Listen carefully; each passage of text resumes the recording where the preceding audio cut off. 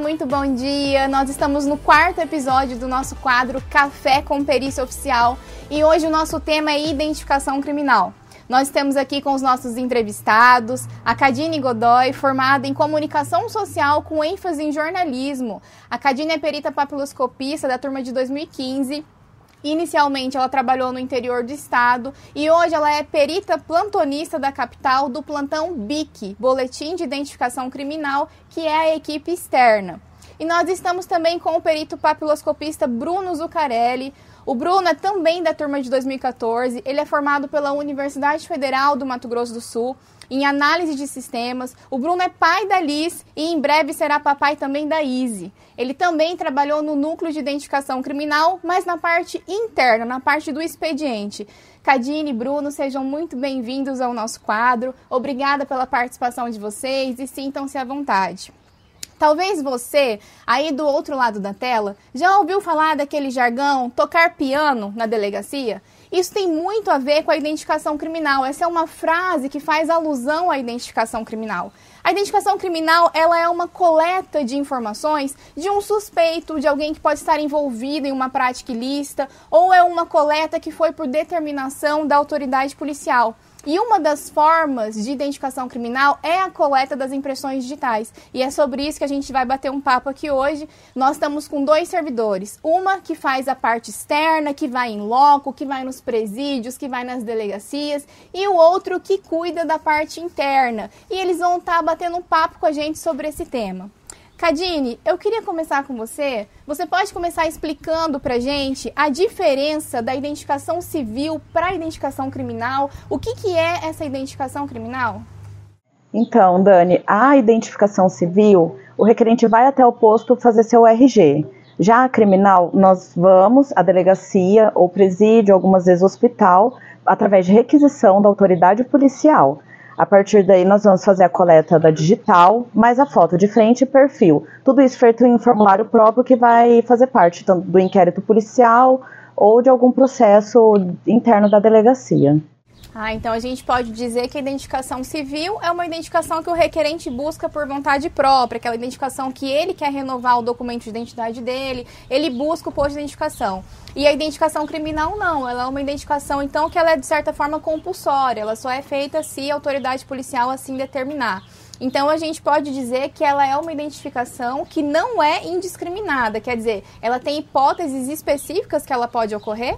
Isso, ela é prevista na Lei 12.037, as hipóteses em que a autoridade policial vai poder requisitar a gente para fazer essa identificação criminal. Tanto porque o artigo 5º da Constituição Federal não permite que o civilmente identificado seja identificado criminalmente, apenas nessas hipóteses mesmo. Olha que interessante, então é uma lei que traz aquelas hipóteses que a pessoa pode ser submetida à identificação criminal.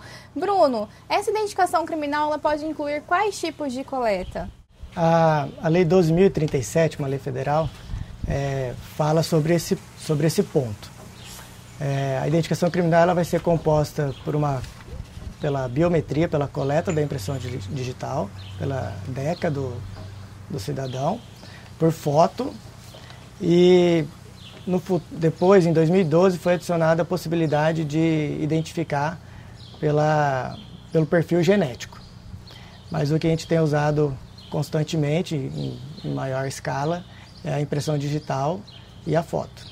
É muito interessante essa parte que o Bruno comentou agora, porque é uma lei, então, que inicialmente ela prevê a identificação pelas impressões digitais, pela foto, e teve esse acréscimo da possibilidade de ser também obtido o perfil genético. E esse acréscimo, ele veio através da Lei 12.654 de 2012, né, Bruno? Que passou a prever a coleta de material genético. E é muito importante deixar claro que esse artigo ele foi acrescido, ou seja, a identificação criminal ela também poderá incluir a coleta de material biológico. E daí o legislador vem especificando quais casos poderá haver essa coleta. Não significa que a identificação criminal tenha sido revogada ou tenha deixado de ser utilizada. A gente vê que é uma hipótese, até porque o banco de dados da impressão pela identificação criminal através das impressões digitais é um banco de dados imenso. Já a criação sistêmica, lenta e até progressiva do banco de dados por perfil genético, ela ainda está se moldando. Então, ele acresceu, passou a ser uma possibilidade, mas a gente ainda tem aí a manutenção da identificação criminal através das impressões digitais. Bruno, voltando ao assunto da identificação criminal pela coleta da impressão digital. A Cadine mencionou que a Lei 2037 deixa claro que o civilmente identificado não será submetido à identificação criminal. Então, a gente entende que a lei de identificação criminal, ela tenta diminuir as hipóteses em que o indivíduo pode ser identificado criminalmente. Ou seja, a identificação criminal, ela é uma exceção, né? Ela é uma identificação atípica. Ela ocorre quando a justiça ou quando a segurança pública tem interesse naquela identificação, ela precisa determinar a identificação daquele indivíduo e ela acaba sendo, de certa forma, compulsória. Sendo assim, o civilmente identificado, aquela pessoa que está portando algum documento, teoricamente, para fins da lei, ele está identificado. Ele não seria submetido à identificação criminal. Quais seriam esses documentos que podem atestar essa identificação civil? Isso, a Lei 2037 fala que os cidadãos que têm documento de identidade, carteira de trabalho, carteira funcional, carteira de identificação militar e alguns outros documentos de identificação emitidos por órgão público são válidos para identificar civilmente um cidadão. Nessas hipóteses aí não se torna necessário a identificação criminal. Tá aí a importância de sair para a rua com um documento de identificação. Cadine, a gente já sabe que a identificação criminal ela é uma exceção e que a própria lei de identificação criminal cita aí quais são os documentos que identificam o indivíduo. Existe a possibilidade da pessoa estar portando esses documentos, de estar civilmente identificada e ainda assim ela ser submetida à identificação criminal, ela passar pelo processo de coleta das digitais, da fotografia e tudo mais? Pode sim. Aí é a exceção que vem prevista na Lei 2037. E são elas, o documento estiver com rasura ou tem indício de falsificação, o documento apresentado for insuficiente para identificar cabalmente o indiciado portar documentos de identidade distintos com informações conflitantes entre si, a autoridade judiciária decidir que a identificação criminal é essencial às investigações, o indivíduo constar nos registros policiais com o uso de outros nomes ou diferentes qualificações, ou estado de conservação, distância temporal ou de localidade de expedição do documento apresentado impossibilite a completa identificação dos caracteres essenciais. Aí, mesmo tendo esses documentos, a autoridade policial poderá requisitar a coleta da digital. E vamos supor que o indivíduo, ele está portando algum desses documentos, o documento está rasurado, ou o documento é muito antigo, ou tem um indício ali de falsificação. A autoridade policial vai determinar a identificação criminal e o que acontece com esse documento que ele está portando? Esse documento, as cópias deverão constar no auto do inquérito. Aí vai ficar com eles na delegacia e vai ser feita também a coleta da digital. Tudo isso vai para os autos do inquérito, para o procedimento de investigação. Até para justificar, né, por que se deu a identificação criminal. Cadine, uma vez requisitada a identificação criminal, você está lá no seu plantão, a autoridade policial te requisitou, você foi para a delegacia, você chegou lá no presídio, como que procede dali em diante? Então, nós temos duas formas de identificação hoje em dia. A gente tenta primeiro pela SVT, é um scanner que a gente usa e traz na hora quem é a pessoa pela digital. Aí nós vamos fazer um preenchimento, vamos preencher um formulário de pré-identificação, que aí já vamos pôr o RG, o nome da mãe, pai, nome completo da pessoa, e vamos tirar também a foto. Se não trouxer, aí nós vamos para a coleta da digital, que aí é no formulário, no BIC e na planilha, e nós vamos fazer essa digital e depois consegue o procedimento, que é deixar a planilha na delegacia, e o BIC vamos fazer o procedimento interno. Então, a gente tem possibilidade de ter uma coleta em um aparelho que é algo mais digital, uma pegada mais tecnológica? Sim, hoje em dia já temos. E o resultado é bem mais rápido. E é esse SVT? SVT, isso. Aí, caso ele não traga, a coleta é feita na tinta, é o manual? Isso. A gente sempre dá prioridade a SVT porque o resultado é mais rápido. Na hora a gente já vê se a pessoa realmente está falando quem ela diz ser. Esse SVT, essa máquina, ela tem só na capital ou ela tem em todo o interior já? Ela tem na capital e nas regionais. Agora nos polos ainda não tem. Ótimo. Bruno, nós sabemos já na parte externa como que funciona o trabalho da perita papiloscopista que vai proceder essa coleta para identificação criminal.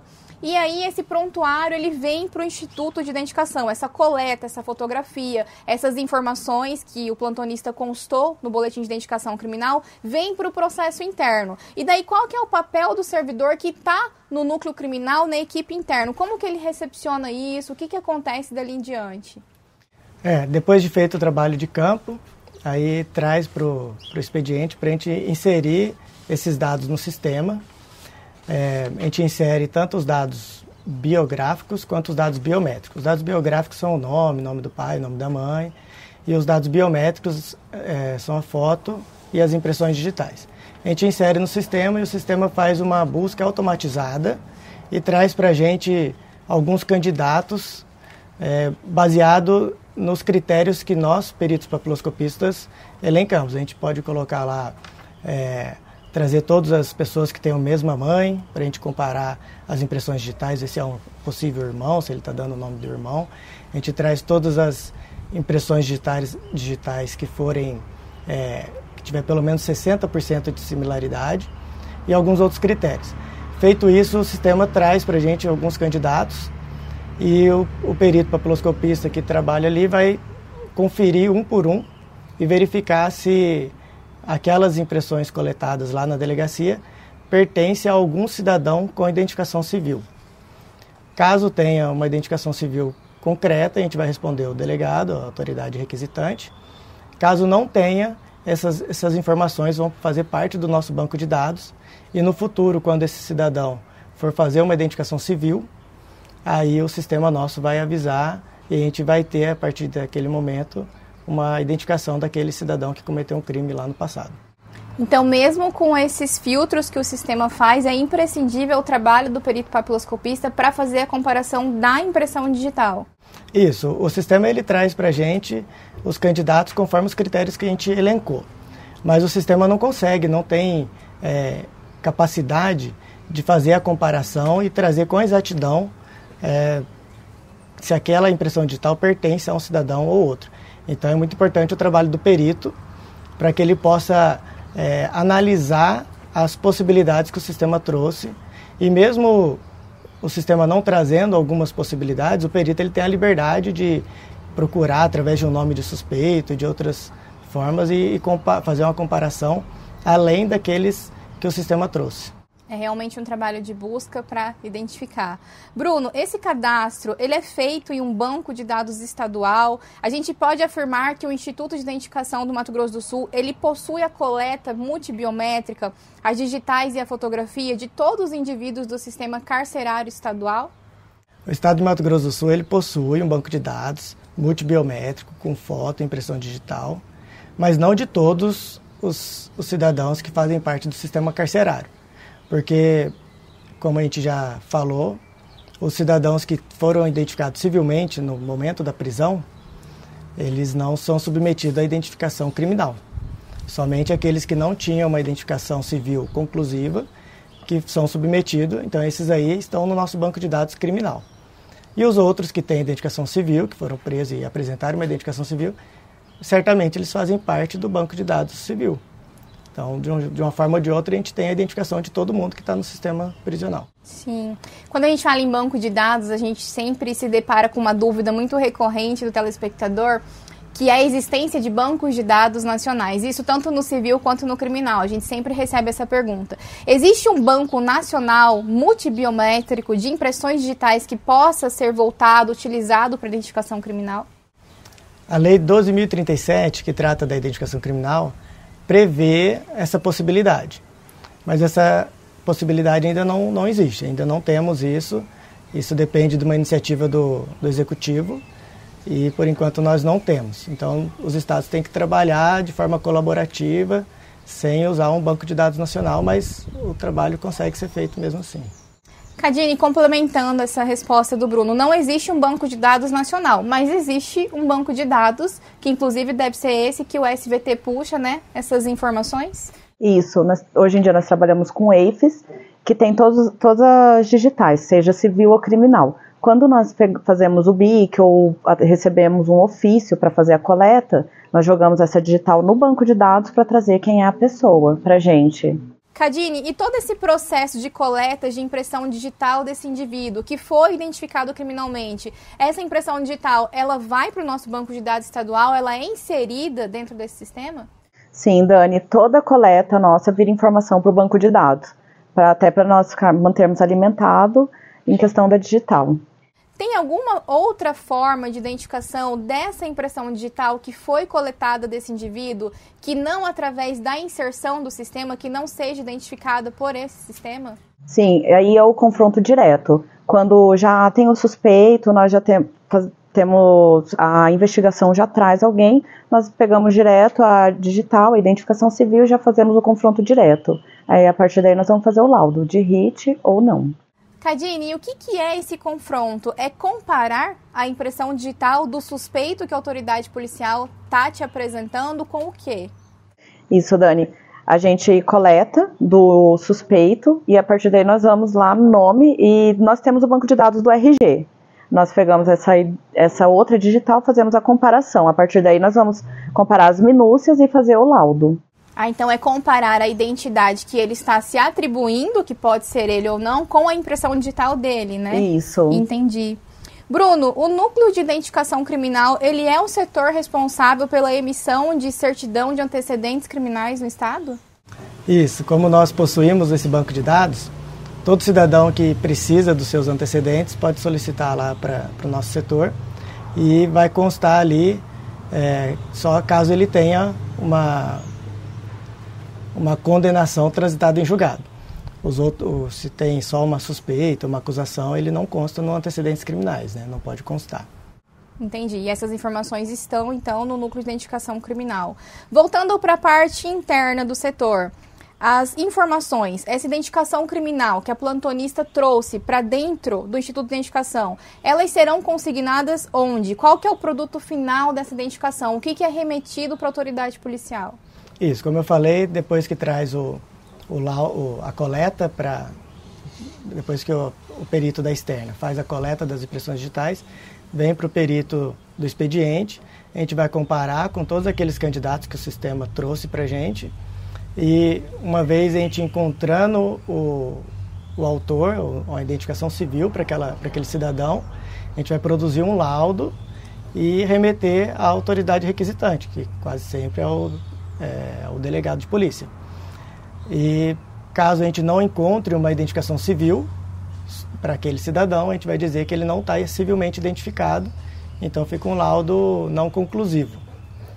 Mas mesmo assim, aquela impressão digital vai fazer parte do banco de dados e no futuro, se o cidadão vier fazer uma identificação civil aqui no estado, a gente vai conseguir saber e depois a gente pode fazer um segundo laudo complementando aquela identificação que não ficou conclusiva, dizendo que agora aquele cidadão possui uma identificação civil e remeter ao delegado que requisitou. Então nós podemos dizer que são 2 peritos papiloscopistas trabalhando e um perito papiloscopista signatário desse laudo. Isso, é uma decisão administrativa, poderia ser feito tudo pelo plantonista, mas por questões de praticidade, dinâmica do processo, a administração entendeu que seria mais prático e mais célere se a gente dividisse o trabalho. Então, um faz o trabalho de externa e o outro faz o trabalho interna, um complementando o trabalho do outro. E olha que interessante, quer dizer, mesmo se o indivíduo não restar identificado civilmente, a impressão digital dele vai estar inserida no sistema para que futuramente ele torne-se identificado.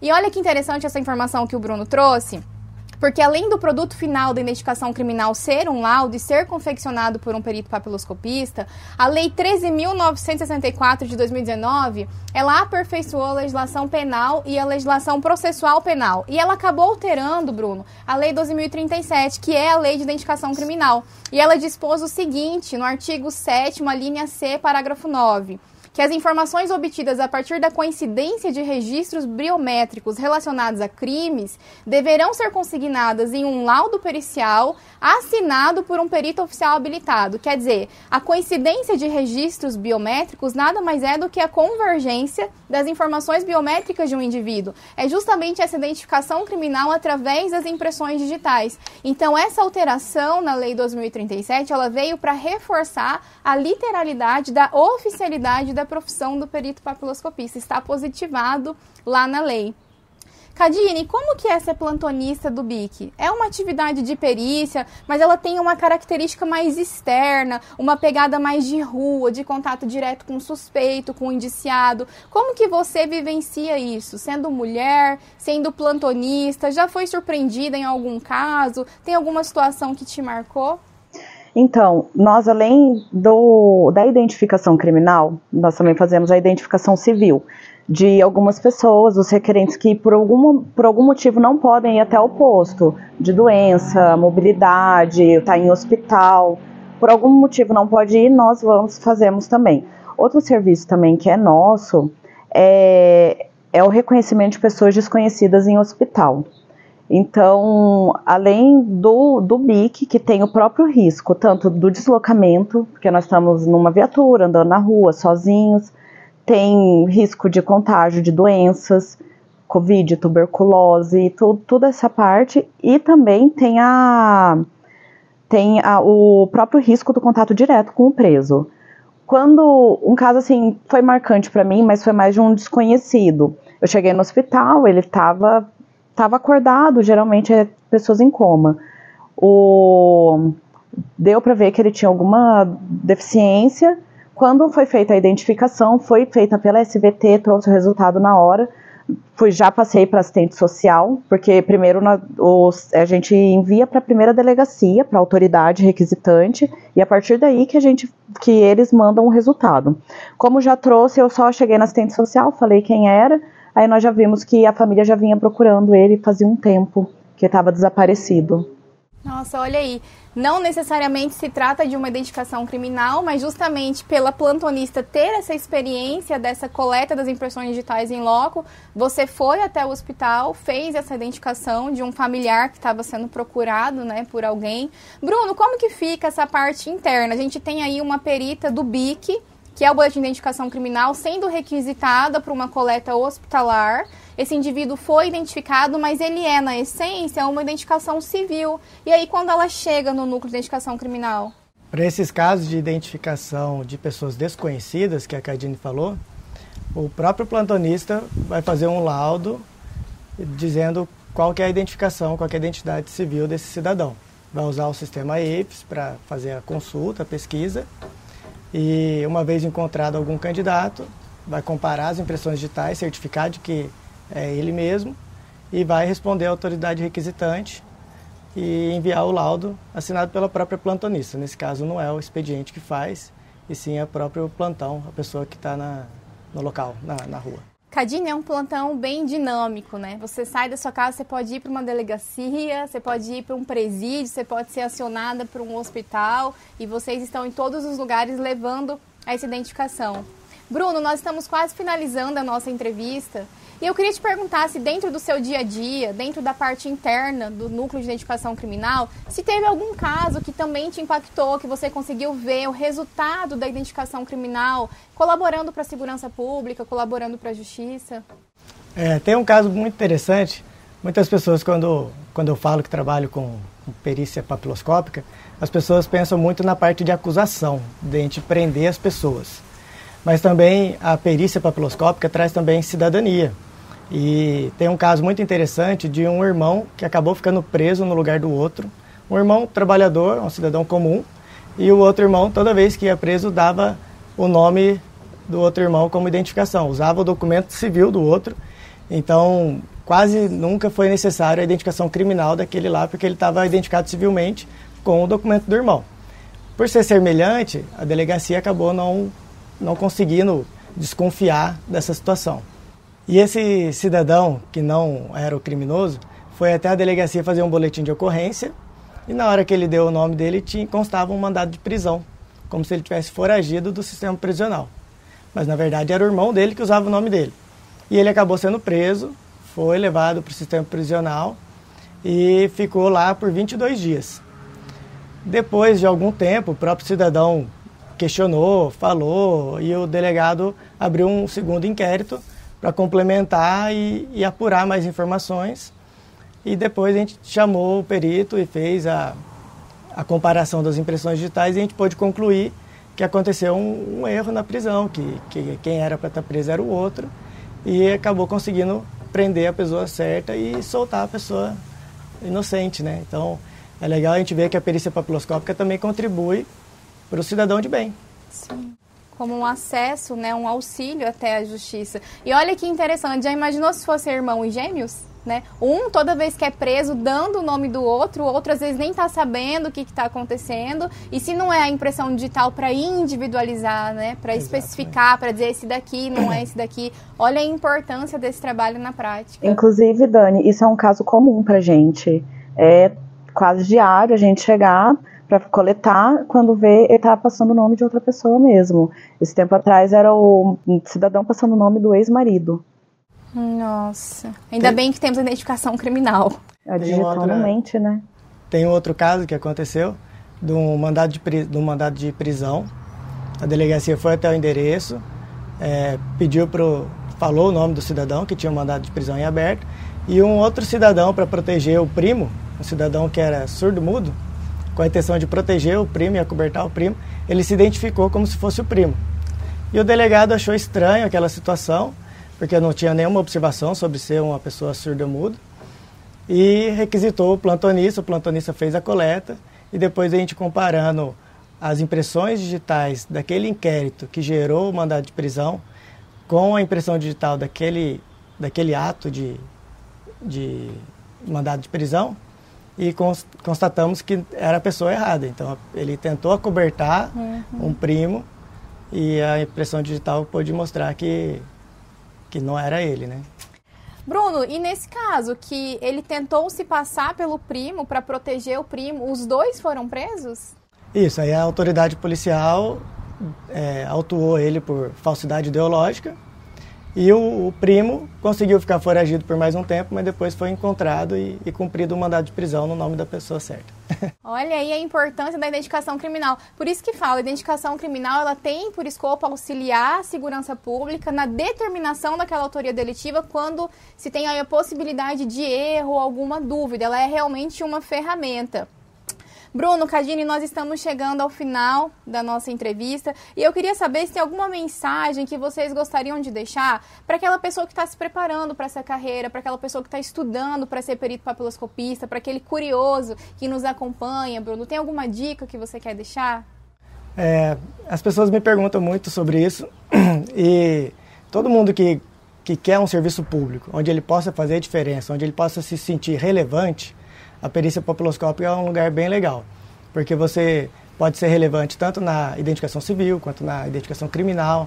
É um trabalho bem dinâmico e você se sente importante, você se sente fazendo parte da segurança pública em prol da sociedade. É bem interessante. Cadine? Bom, é um serviço apaixonante. Você traz a autoria, então não tem muito. Eu sou muito apaixonada por essa área. Concordo, todo mundo tem que estudar. Quem gosta mais da parte interna tem o serviço, quem quer ir para a externa também tem. E a papiloscopia, apesar de não ser tão divulgado, todo mundo só lembrar de CSI, tem outras partes. Tem retrato falado, tem o criminal, tem o RG, tem várias partes, vários segmentos que a pessoa pode se encaixar. E são segmentos que se somam, né? Acabam sendo ferramentas que determinam a autoria. Independente da forma que ela é trabalhada, todas têm a mesma finalidade, que é subsidiar a autoridade policial e, no segundo momento, subsidiar aí a ação penal. Eu gostaria de agradecer os nossos convidados, agradecer ao Bruno, agradecer a Cadine pelos esclarecimentos sobre a identificação criminal. Eu quero parabenizar vocês pela atividade que vocês desempenham, pela contribuição nesse banco de dados, na manutenção desse banco de dados. Isso é muito importante para a segurança pública e vocês são instrumentos que vocês auxiliam dentro dessa persecução. Muito obrigada. Obrigada.